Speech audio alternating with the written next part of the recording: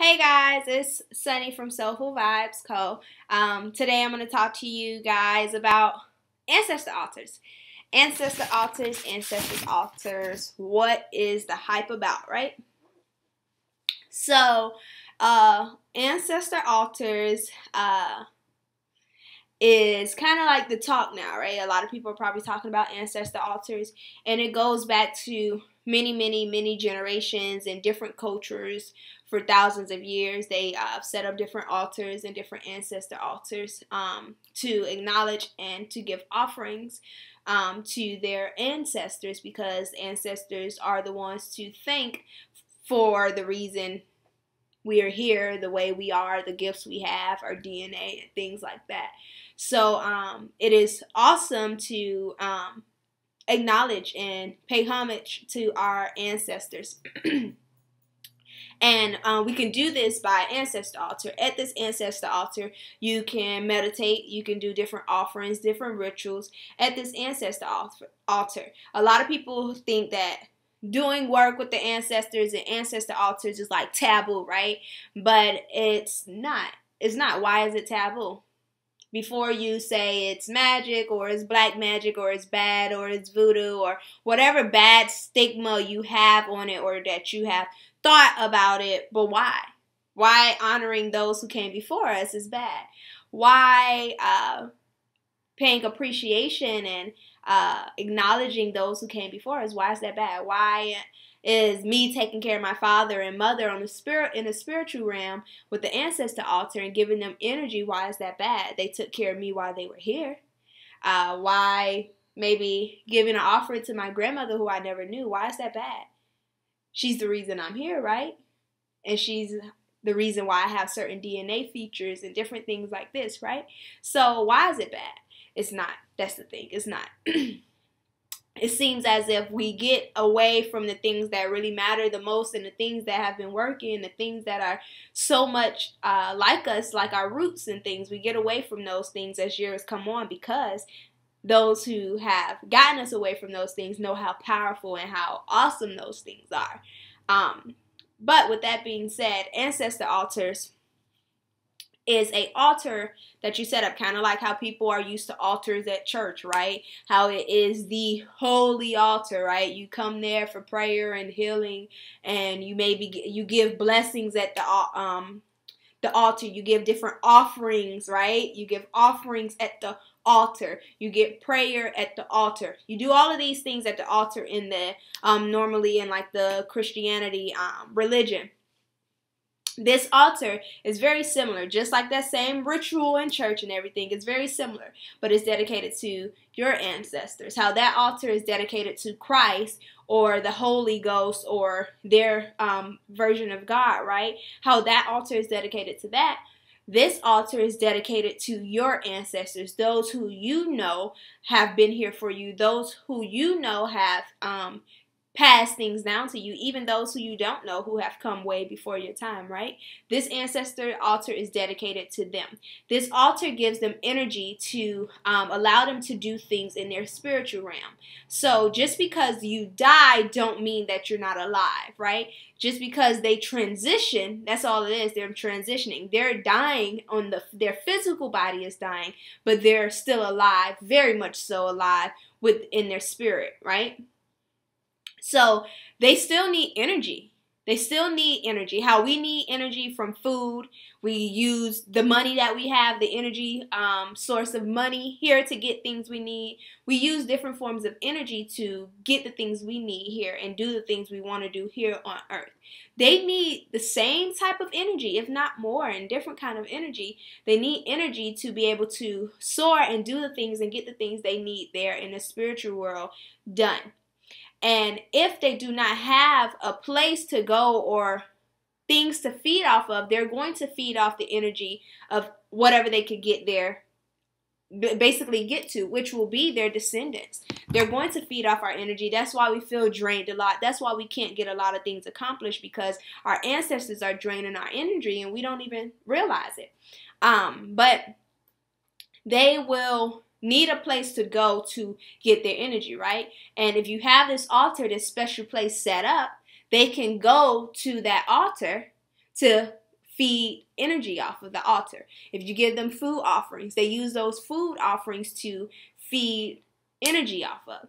They use the ancestor money that you burn and feed energy off of that. So you're giving them a place to feed energy off of that's not necessarily you and your spirit, so that you can accomplish things here. But these ancestor altars, you can use a regular table, you can use a coffee table, a side table, you can do a bookshelf, any form. You can form this altar however you would like.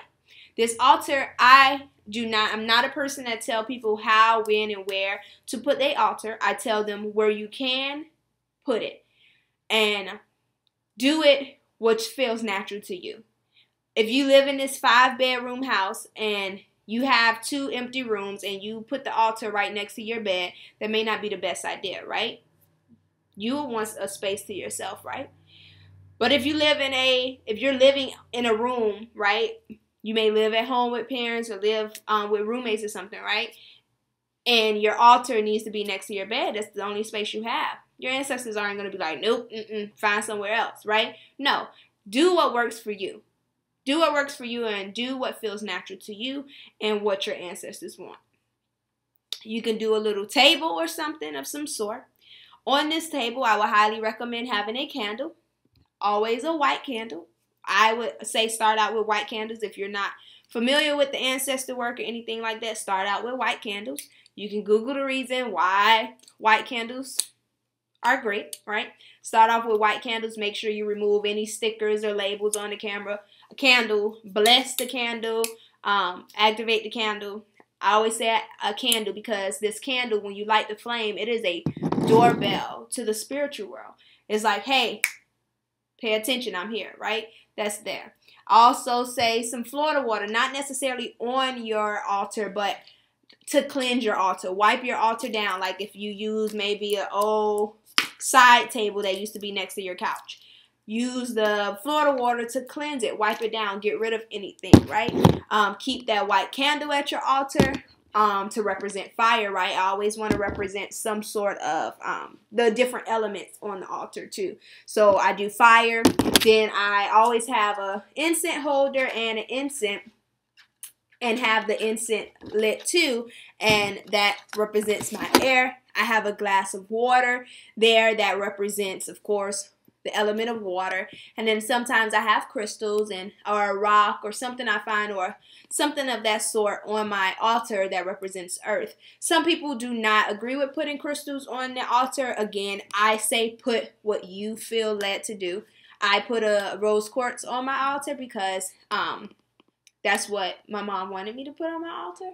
But to each his own. If you feel led to put a crystal, put the crystal there. Do not allow anyone to deter you from putting crystals on there because they say it's going to soak up all the energy. Do what you feel is natural and what you feel is right to do. I also have a list of my ancestors' names in a frame, right? I have their names, like the names that I know, like my immediate family, like my parents, my grandparents, have their names. And then I also have my maternal last name, all of my Brown family ancestors, and then I have all of my paternal white family ancestors, all of my white family ancestors, all of my Brown family ancestors, as if that's the last name, and then all of my known and unknown ancestors. I have that frame on there, and then I have little things that represent the people, right? So my mom, when she was here, she always wore red fingernail polish, right? Her nails was always bloodshot red, always candy apple red. So I put a bottle of red nail polish. I have my dad's necklace. When he passed away, I have that necklace. I have that necklace on the altar. I have a butterfly on the altar because I connect with butterflies. Butterflies speak to me, so I have that butterfly there to represent those ancestors that connect to me and speak to me, but that I may not know. So I will recommend putting any items that you have of that loved one on your altar, any items that remind you of them, and also tap into. My dad wanted a Butterfingers. It was so weird. He wanted a Butterfingers. I'm like, okay, I'll buy you a Butterfingers. These things are horrible. They're nasty.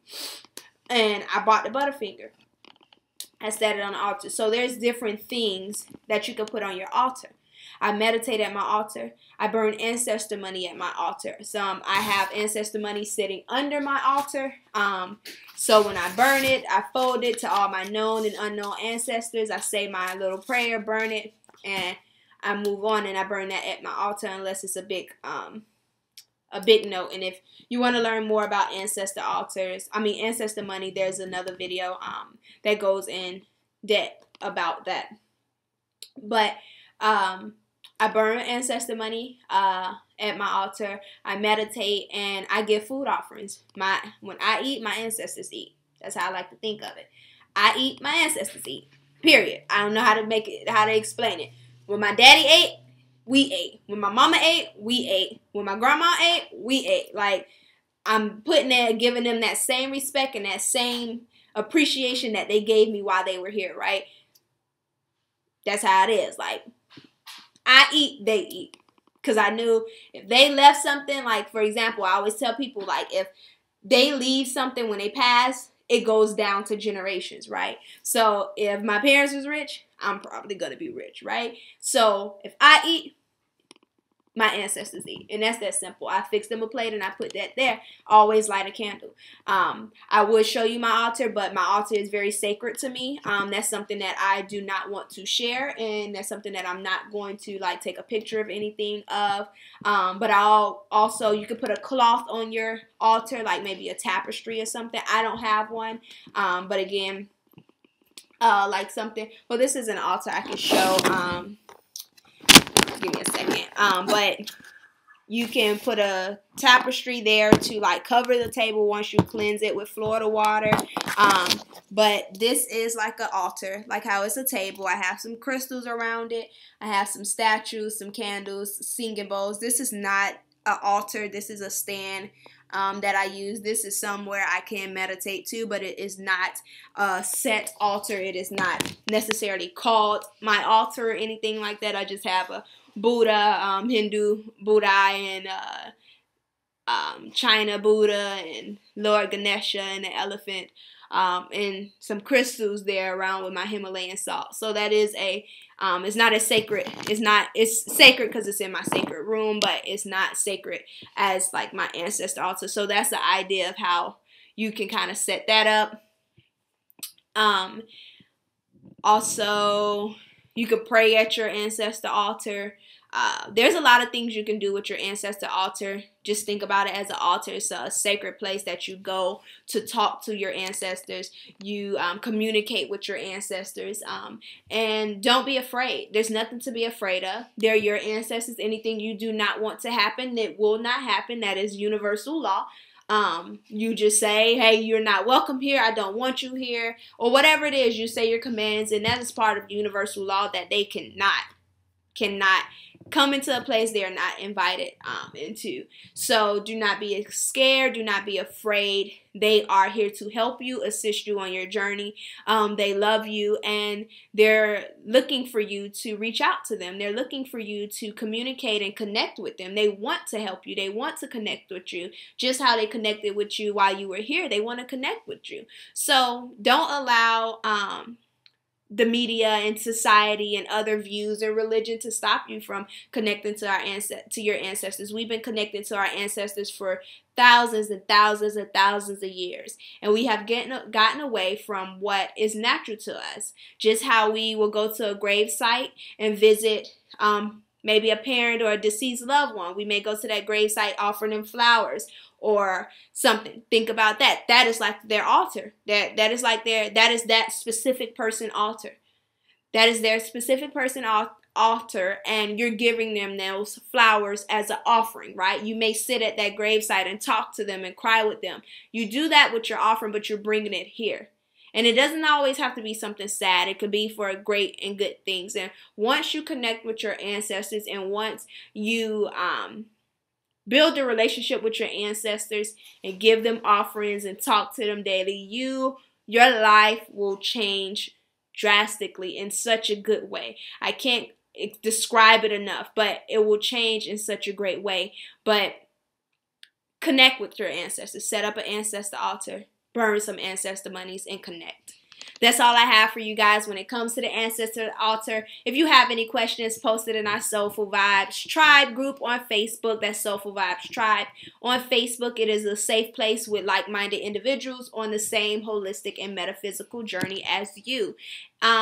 If you haven't already, follow us on Instagram, Soulful Vibes Co. And go ahead and visit our site. All of the products that I showed you, from the white candle, Florida water, Nak Champa, the incense holder, ancestor money, tapestries, all of that is available on our holistic and metaphysical shop. You can find that at soulfulvibesco.com. Again, that's www.soulfulvibesco.com. Until we meet again, peace and positivity.